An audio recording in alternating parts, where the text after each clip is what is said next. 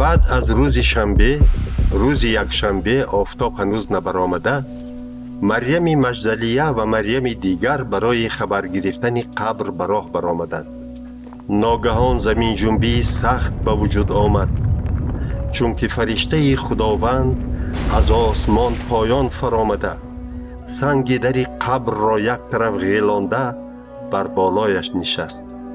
نمودی وی مثل برق و لباسش مانند برف سبز سفید بود. پاسبانان از ترس او لرزیده مرده بر این به زمین غلطیدند. فرشته باشد به زنان گفت: نترسید، من می دانم که شما عیسی به صلیب میخکوب شده را جستجو کرده ایستاده اید، لیکن او در اینجا نیست. او چه خیلی که گفته بود همان طور زنده شد.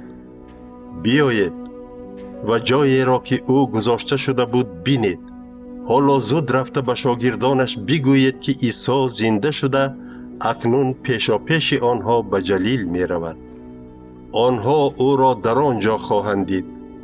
خبری که من به شما گفتنی بودم همین بود.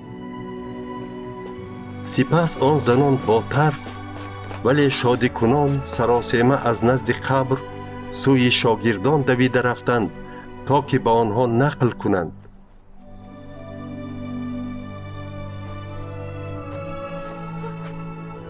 بناخواست عیسی با آنها واخورده سلام داد. آنها نزدیک آمده به پایهایش چسبیدند و به او سجده کردند.